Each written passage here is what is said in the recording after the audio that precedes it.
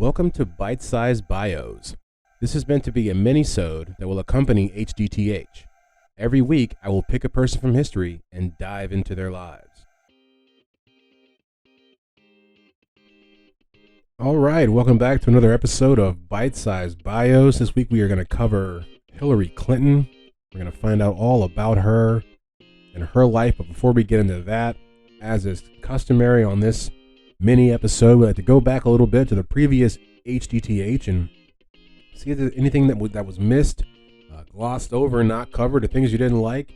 There's not much that I wasn't able to find. I think the one, maybe two things, we never were able to find out who made the cradle of the hard hat. I've looked in multiple places, and I would love to know who this mysterious American in 1919 is who made the cradle for the hard hat, because to me, that is one of the most important parts of the helmet overall, truthfully. And there have been different cradles, quote unquote, that have been made over the years, over thousands of years, but the guy who put it in the hard hat, to me, is I don't know, he takes the cake. Because as I said in the previous episodes, if you don't have that cradle, you're just putting a metal bucket on your head. It's not going to be comfortable. It just won't be. Go and put a bucket on your head, right, or a bowl, right? It's not comfortable. Add that cradle, it's heaven, So we love to find the cradle. That's going to be a never-ending, endeavor for me to figure out where that cradle came from. But we'll just have to leave it here for now. There's one more piece about football helmets that I left out. I'm sure you guys couldn't get enough. But this was talking about the actual idea of them putting radio transmitters in the helmet of the quarterback. And so that first happened in 1955 done by a man named Paul Brown, who was head coach of the Cleveland Browns. And he met with the actual Riddle people that we discussed last episode and worked out a way to put a radio transmitter in the helmet of the quarterback. They loved it, made it easier, but after 3 games, they banned it because I guess they thought it was it was cheating or something like that. They had the opponents figured out that they were doing it, and everyone was mad about it.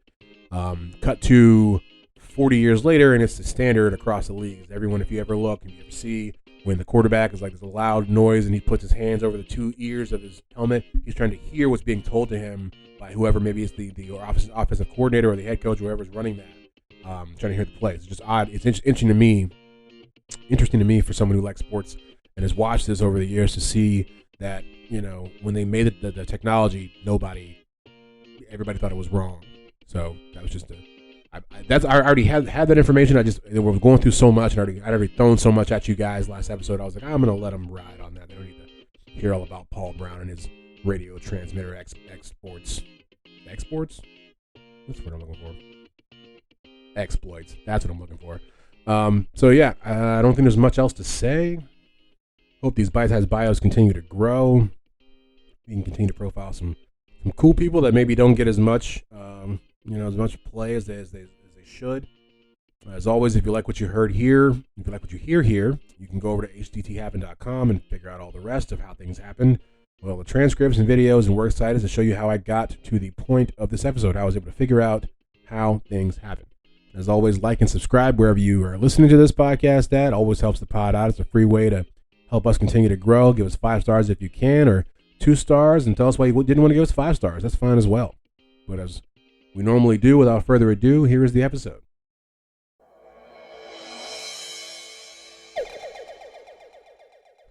Hilary Clinton. That's who we're profiling today, in today's bite-sized bios. She was born on October the 26th, 1947, in Chicago, Illinois. Her father was Hugh Rodham, and he ran a small textile business. Her mother's name was Dorothy Howell. Hilary is the oldest of 3, and she has 2 younger brothers named Hugh and Tony. In school, she played softball and she swam, in addition to being a Brownie and a Girl Scout. Upon graduating from high school, in 1965, she enrolled at Wellesley College in Massachusetts, where she was the president of the Wellesley Young Republicans. She graduated in 1969 with a degree in political science. After that, she entered into Yale Law School, and not long after that, she met Bill Clinton, who would become president. They would live together while both finishing law school, and she graduated in 1973. By this time, she had spent some of her extra time in Washington, D.C., and she was even on the impeachment inquiry staff in Washington, D.C. that advised the House committee on the judiciary during the Watergate scandal, which is something that I did not know at all. So she was involved in Watergate, not in like the actual commission of the crime, but like in the trials that came afterwards.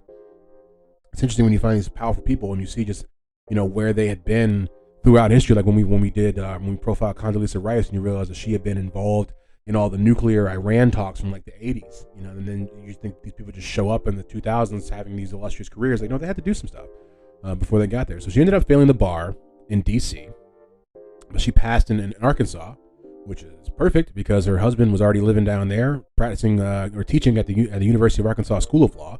So she also got hired to teach there. And Bill Clinton at this time was planning on running for a U.S. House of Representatives seat. Throughout her time in Arkansas, she worked her way up through, she was appointed to certain boards on the Carter administration.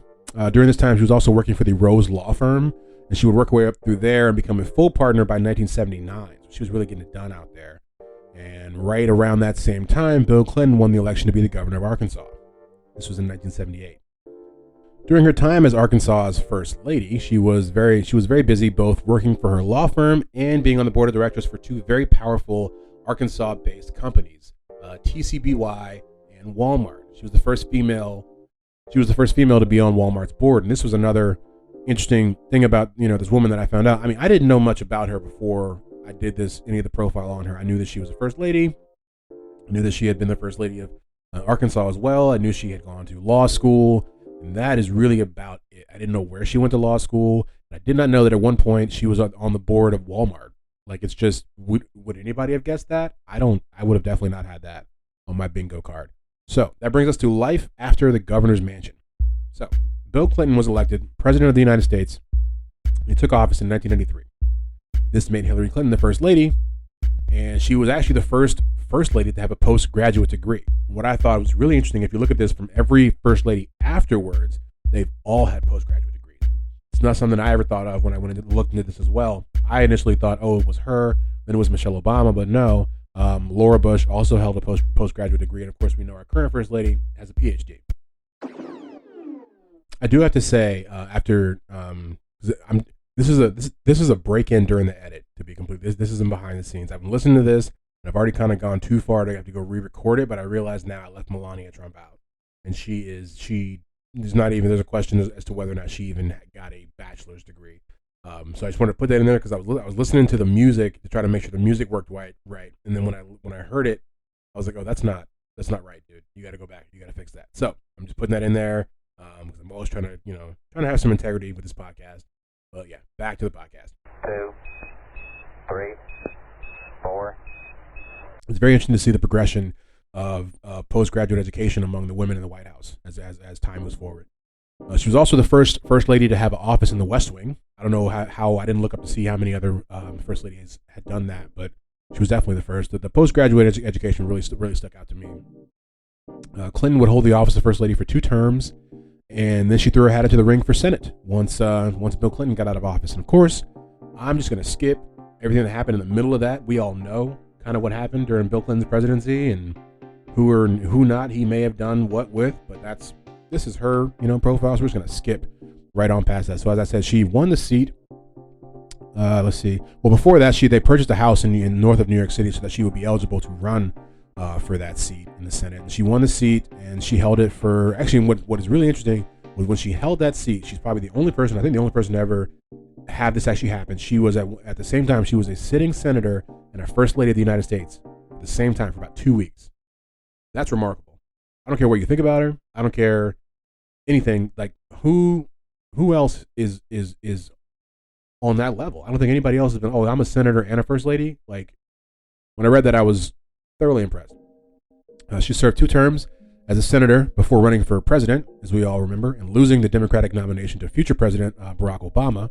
She would go on to become Secretary of State in his first administration, and she, of course, tried to run again in 2016, but lost to the eventual President Donald Trump.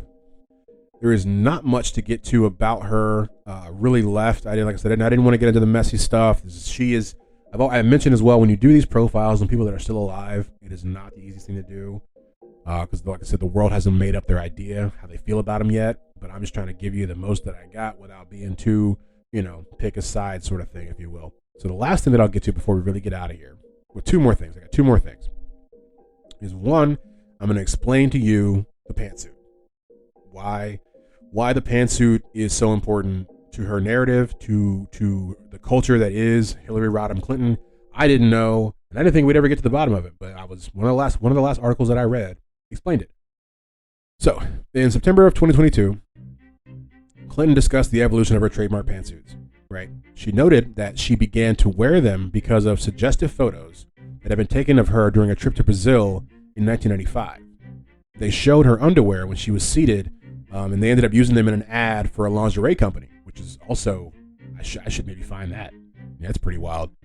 Right? And so the ad was supposedly meant as a compliment, but it ended up being pulled once the American embassy complained. So these pictures from her Brazil trip in 95 where someone saw her panties basically is what led her to be like, I'm done with these dresses. This ain't no Basic Instinct over here. Like, I'm wearing pantsuits from here on out, G. And that's what she did. But never really knew what the impetus was, what made her do that, because they weren't that flattering for a while. She grew into them, and now the pantsuit is a power suit, and it's not all because of her, but it's definitely a large part of it, I believe. But to know the origin of that's pretty interesting. So what she's doing now, and this may be the most interesting part of her whole life, or not her whole life, but when you look at the culmination that has been her career. When I read this, I wasn't surprised at all, and it almost seemed like this is where she was trying to get to anyways. So she is an elector for the state of New York in the Electoral College. An elector is a part of the Electoral College, and they get to choose the president of the United States. It's pretty wild. She ran for president, lost twice, and now gets to help decide who the president is. It makes you wonder if she was always just trying to get to this place anyways, because this is a more, to me, I don't know, you're behind the scenes. You know, people don't know you as like, there's less press. I don't know, it would seem like the better job. But that is pretty much it for her bite-sized bios this week. Like I said, I did her. She's still alive, so we don't know. Up until right now, this is what we have of her. She's an elector for the state of New York with the Electoral College. I explained to you the pantsuit. Told you about where she went to college, what she was doing during the time when good old Bill was in the governor's mansion. And I think that's probably going to be it.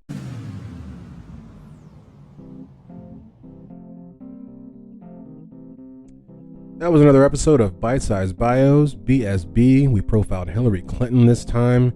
Learned a lot. Learned about that good old pantsuit. You guys can take that with you and spread that among the masses. I'm sure a lot of people don't know why, she started wearing that pantsuit. That was the largest revelation for me, I think, during this entire process. Also covered anything that I may have missed in last week's episode of HDTH, which was, of course, helmets.